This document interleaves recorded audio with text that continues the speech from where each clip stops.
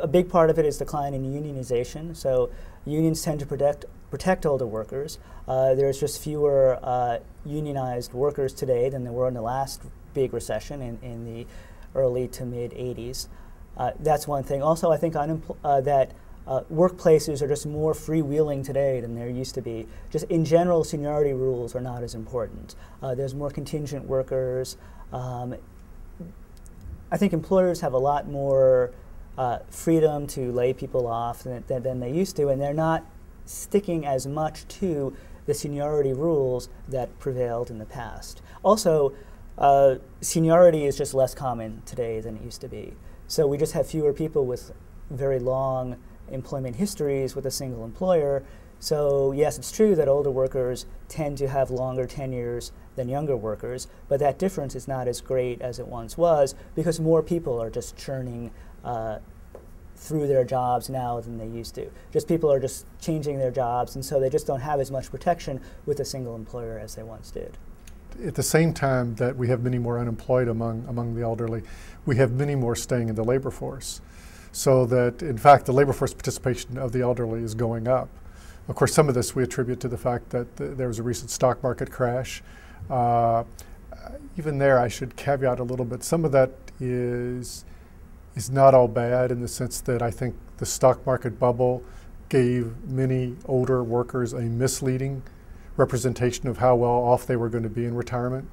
And in some ways, the crash is actually bringing reality into the picture at a time when some of them can adjust rather than 20 years later when they can't adjust.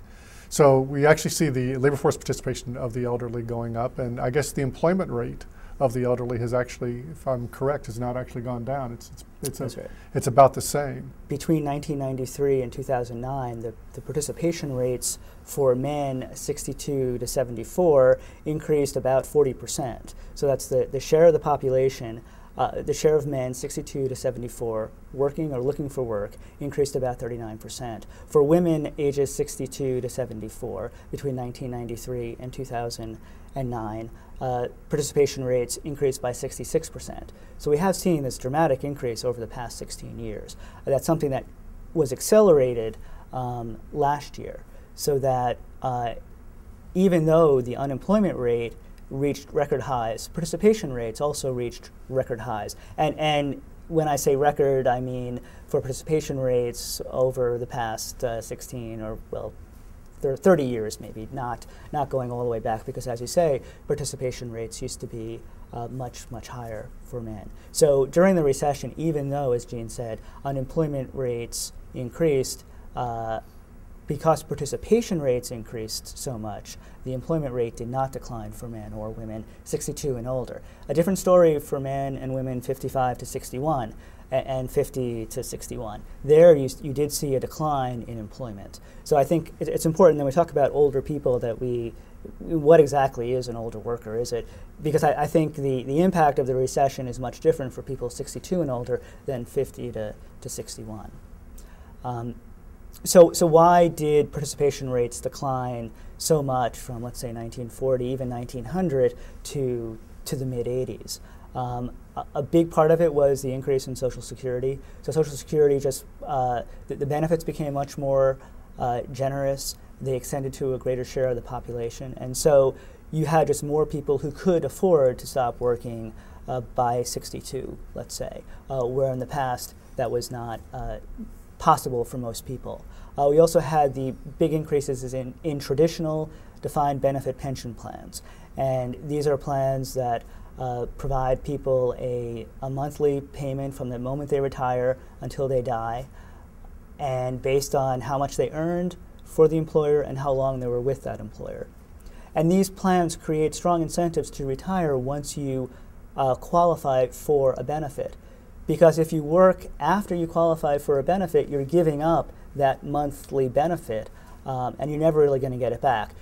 By working longer with the employer, you're going to get in most plans, you get a slightly larger benefit in the future.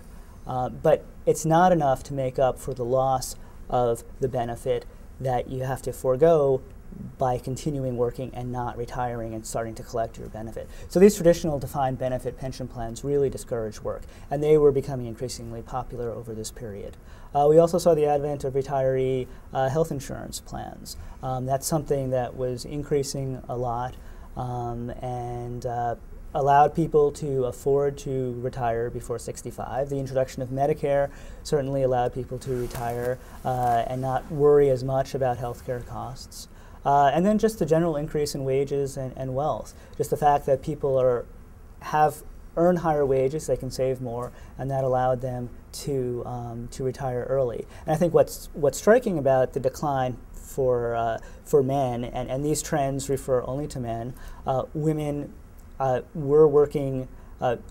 We see more and more older women in the labor force in the post-war period, just as women entered the labor force of all ages.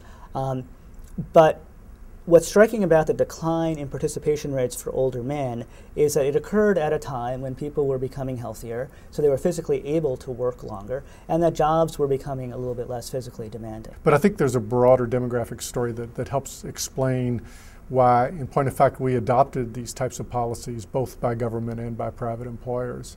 And that has to do with the fact that there is a huge influx into the labor force of fairly low-cost workers, mainly women, and often the baby boom population. So to the extent that there is a labor force, it's because we demand the labor to provide us the goods and services we want. And during much of the post-war period, up to very recently, that labor could be met by women entering the labor force and by, as I say, by the baby boom population. What has happened in recent years is first the women finally started catching up with the men in terms of their employment rates. So they no longer were this vast, under-tapped, if you want to, pool of human resources. And the baby boomers, in fact, starting in 2008, of course, are now starting to retire rather than enter the workforce. And one has to realize that when the baby boomers retire, they sort of have a double impact. It's not only are they not working, but they're moving into the beneficiary population. So there's sort of a double hit in terms of as a society, whether through government or through private resources, who pays and who receives. And the optimistic side of this story, I think, is that essentially older people, say 55 to 80, maybe even beyond, are now the largest underutilized pool of human talent we have in society. In many ways, I think they are to the first half of the 21st century what women were in large parts to the last half of the 20th century.